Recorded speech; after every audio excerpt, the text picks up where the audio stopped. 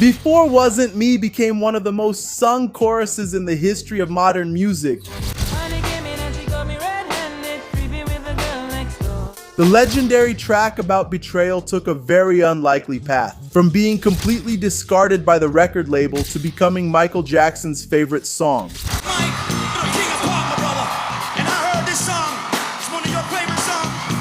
It even had one detail that changed everything: piracy.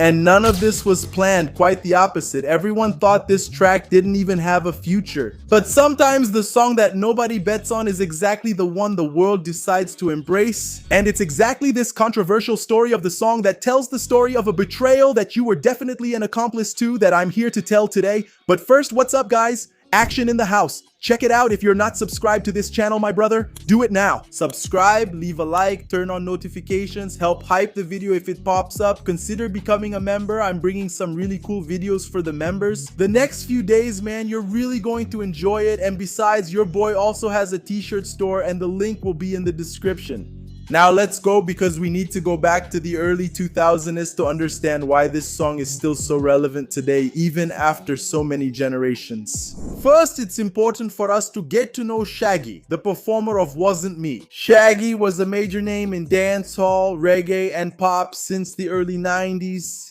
Born in Jamaica in 1968, at the age of 18, he moved to New York with his mother, and there he enlisted in the Marine Corps. And an interesting fact here is that Shaggy served during the Gulf War, which means he actually went to war. But during his idle moments at the barracks, that's when he developed one of his most well-known and memorable skills to this day, which is toasting, right? Which is a vocal technique that's very well known in Jamaican reggae. People who are into reggae already know what I'm talking about. Very soon after he left the Marine Corps, he definitely started his career as a musician.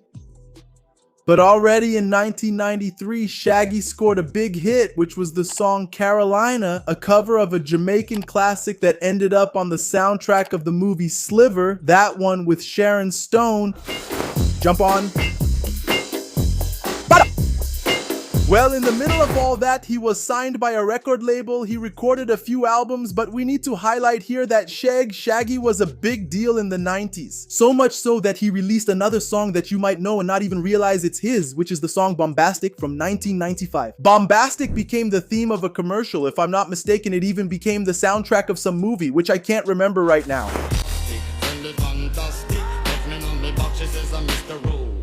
But the fact was that the record label wasn't very happy with Shaggy, no, because man, the guy we signed in 92 had a hit in 93, then the next one in 95 or 96, like is he only gonna have one hit in his lifetime and another after he's dead? Man, he's not profitable for us, so they're letting him go. Then, in 1999, Shaggy was fired from Virgin Music because they no longer believed that at 31 years old, he would have another big worldwide hit. But another record label called MCA Records decided to give Shaggy a second chance, even though they were a bit hesitant too. They said, hey, let's give this guy a shot. Maybe he'll manage to do something big. That's when they started working on Shaggy's next studio album called Hot Shot. But man, the production of Hot Shot was chaotic, but it's not worth telling the whole story because that would be a separate video and we'd get a bit off topic from just talking about Was It Me. What we should remember is that Shaggy had a friend who was his producer. He was even the producer of Boombastic, who is Sting International. And Sting would go on to work with Shaggy again now on Hot Shot. Throughout the entire year of 2000, Shaggy kept working on this album, and the executives, like every time they listened to something, they'd say, man, this isn't going anywhere, this isn't good, but even so, Shaggy would just keep doing it. But these harsh criticisms were so frequent that he started to become depressed and sad too, because he no longer believed his music would move forward, but he kept going. But man, Sting International had an ace up his sleeve, which actually wasn't even that hidden, and you'll understand why in a moment. That's because the beat, which would later become the song It Wasn't Me, was the first track that Sting had made for the Hot Shot album. He actually combined two horns with a violin.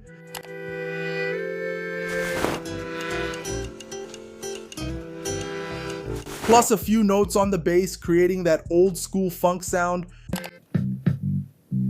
Some rap kicks in there.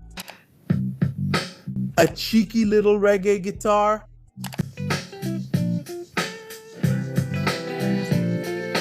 which resulted in a beautiful reggae beat with hip hop and a bit of pop music too. In other words, absolute production. When Shaggy heard that playback, he went really crazy. And then he called his friend, who was a songwriter named Rick Rock, another big important name in this story, so they could start writing lyrics on top of that beautiful beat.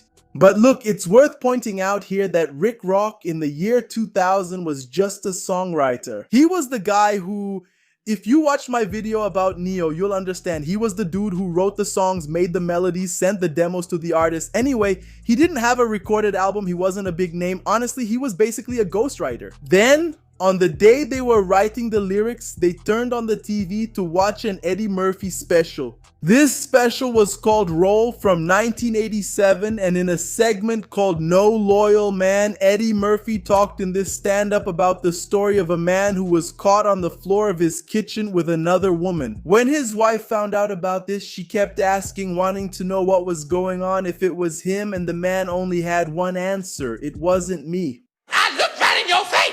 Wasn't me. Well, I'm supposed to be a fool, right? Wasn't me. That was the fuel that Shaggy and Rick Rock needed to be able to write a hit. But man, everything was really nice, but as much as Shaggy wanted to write more mature lyrics, it was obvious that Wasn't Me wasn't the kind of track the label wanted to send to radio. Just think about it, man. You're on the radio and suddenly you hear a song with lyrics like, "My girl caught me cheating with a neighbor. We were naked fooling around on the bathroom floor." Man, this storytelling is just amazing. Everyone will want to know what happens at the end of this story, but kids can't listen to it on a Sunday afternoon show. But then they didn't even care and kept writing the track as if it was really a conversation between two friends, where Rick Rock was the guy, you know, cheating on his woman, and Shaggy was that bad influence friend giving advice like, "Man, stop being stupid. Why does your woman have a copy of your house key?" It was like, "But she caught me red-handed. It wasn't me. Messing around with the woman on the couch. It wasn't me. But she saw it on camera. It wasn't me." Well, even the guys themselves thought this song was too heavy and even too masculine. And that's when Sting gave Rick Rock the idea to write a part that would speak to the women, right? That's the part where he says,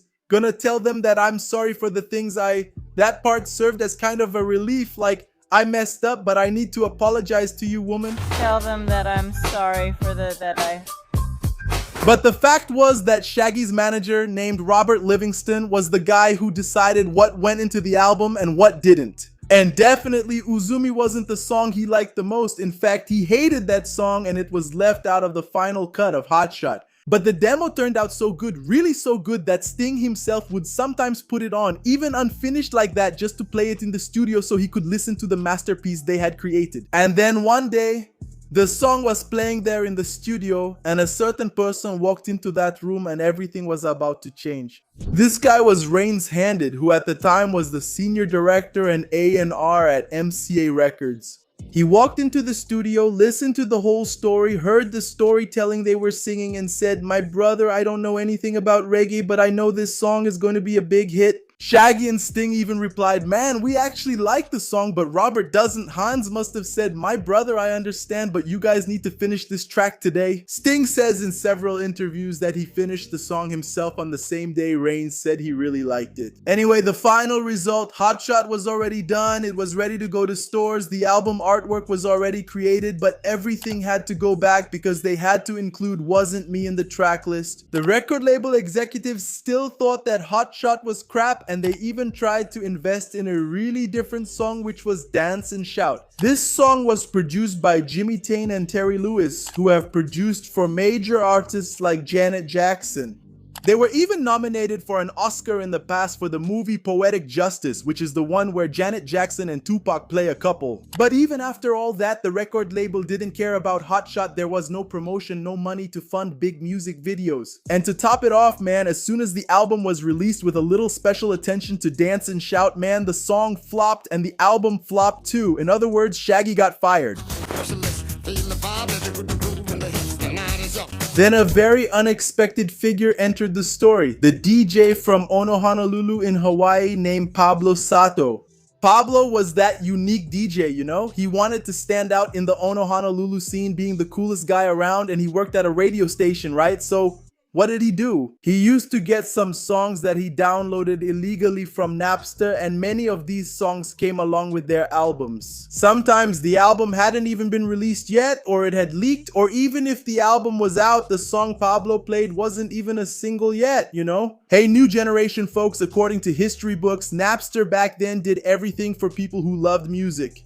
One fine day, man, Pablo saw Shaggy's album on Napster and decided to download it. And guess which song caught his attention the most? Yeah, Ella and Wasn't Me. And he played that track on his radio show there, and as a result, the Hawaiians loved it. Whenever Wasn't Me was playing on the radio, people would call in like crazy asking who was playing, what the name of the song was, what the name of the album was. Anyway, Shaggy was definitely taking off on that island. Meanwhile, over at the record label at MCA Records, word was spreading that a DJ had played Wasn't Me in Hawaii, and the song had gone viral over there even way before the term viral even existed, you know? So obviously MCA Records decided to release Wasn't Me as a single, and the result, it became a worldwide phenomenon. That's when none other than the king of pop, Michael Jackson, publicly praised Shaggy and showed interest in his material, which gave internal support and confidence to invest heavily in the track, which was already becoming huge. Man, it wasn't a Michael Jackson feature, it was nothing like that, it was simply the green light from one of the biggest stars music has ever seen. And that helped the record label treat Wasn't Me as a global priority, speeding up the music video, radio distributions, and worldwide releases as well. As a result, the album Hot Shot became a hit, selling an average of 500,000 copies per week and later on 10 million physical copies. I'm not talking about digital downloads or Spotify streams, I'm talking about actual CDs. When the Hollywood-style music video was released, it played non-stop on MTV, which pushed the song to #1 in Hollywood and on the Hot 100 in February 2001. So exactly 25 years ago, we got to know Wasn't Me. Besides being a hit not only in the United States but worldwide, this song reached #1 in many places around the world and also became a big success here in Brazil and in real time, which, man, in 2001 was practically impossible because unfortunately a lot of people here didn't. So I'm going to tell you about my personal experience with this song. A lot of people here didn't have internet, and now I'm going to talk about my personal experience with this song because, man, in 2001 I was 10 years old. I remember listening to it, and years before that I used to watch Nights of the Zodiac, but the first time I heard this song, do you know where it was? It was at a sleepover with the royal ambassadors at church. And man, we stayed up the whole night at church, right? And this guy just parked his car with a speaker facing the church, playing it loud, and everyone knew what song it was. Everybody loved the song. I remember that, man. I was 10 years old, man. But getting back to Shaggy, he and Rick Rock have also said many times that back then it was pretty much impossible for them to go anywhere because they became stars that the whole world knew. And their shows, which at first had 50,000 people, later started having 200,000 people at some performances, right? Man, they said they played It Wasn't Me on average 4 times per show. Although, man, Hot Shot, besides bringing us Dance Dancing Shout, which is now considered a cool song, also had that other track, Angel, which was another worldwide hit by Shaggy.